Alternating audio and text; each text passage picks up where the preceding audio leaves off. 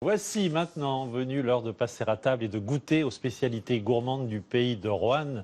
Alors on le fait depuis lundi, résumons le programme des agapes. Après le gâteau de foie, le ballotin de volaille, la joue de bœuf hier, nous allons aujourd'hui découvrir une recette très originale à base d'andouilles de Charlieu. Charlieu où nous emmène Elisabeth Tran. Merci beaucoup. Voici maintenant venu l'heure de passer à table et de goûter aux spécialités gourmandes du pays de Roanne. Alors on le fait depuis lundi, résumons le programme des agapes. Après le gâteau de foie, le ballotin de volaille, la joue de bœuf hier, nous allons aujourd'hui découvrir une recette très originale à base d'andouilles de Charlieu. Charlieu où nous emmène Elisabeth Tran, Bertrand Lachat et Jean-Pierre Roy. Dans cette cuisine de poche, le travail commence de bon matin. Charlieu s'éveille tranquillement. Au bourg, c'est jour de marché et c'est pour ce jeune chef toujours un plaisir. Après 10 ans d'expérience, il a pour son métier un enthousiasme intact. Moi, je me fais plaisir. Je me fais plaisir tous les jours. C'est un plaisir de venir travailler. Après, c'est un métier qui tient à cœur. C'est un métier passion. On connaît les tenanciers, on connaît les maraîchers. C'est pas le même plaisir que de travailler sur les grandes villes. Est-ce qu'il vous reste des andouilles cuites? Une andouille cuite, comme ça. Parfait. Parfait. Oui. L'andouille de Charlieu à base de cœur, de poitrine et de gorge marinée au vin rouge est le produit de terroir par excellence. 30 000 sont fabriqués ici chaque année. Je suis resté un charcutier de la vieille génération. J'ai pris la suite à mon père il y a 25 ans. Lui, il a commencé en 55 ici. Et ben, on a gardé nos recettes, donc j'ai fait les concours. C'est comme un sacerdoce. Hein. Tout ce qui est métier de bouffe, il faut aimer ça. Hein. Le tout, c'est pour moi d'arriver à garder une base terroir, d'arriver à faire en sorte que le maximum de produits qu'on achète viennent d'un minimum de distance.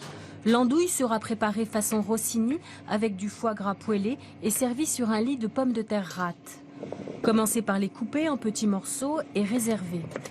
Plus technique, la découpe du foie gras nécessite qu'il soit frais, presque froid, pour ne pas se déliter.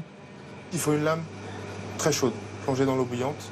Et le but du jeu, c'est d'arriver à faire son escalope de foie gras d'un seul mouvement, pour pouvoir vraiment tirer le foie gras et éviter qu'il ait un aspect granuleux.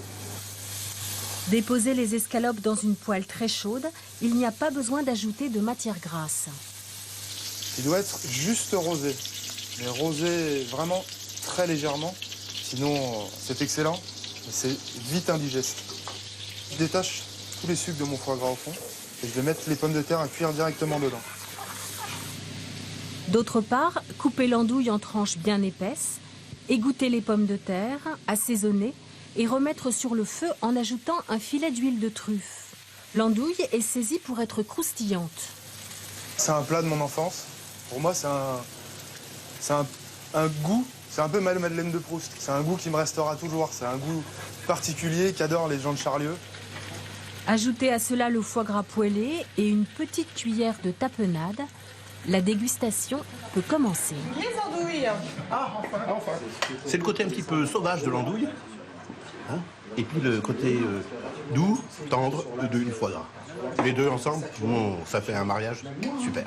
C'est fondant, ça éclate dans la bouche, enfin, bon, voilà. Faut le manger, faut pas en parler, faut le manger.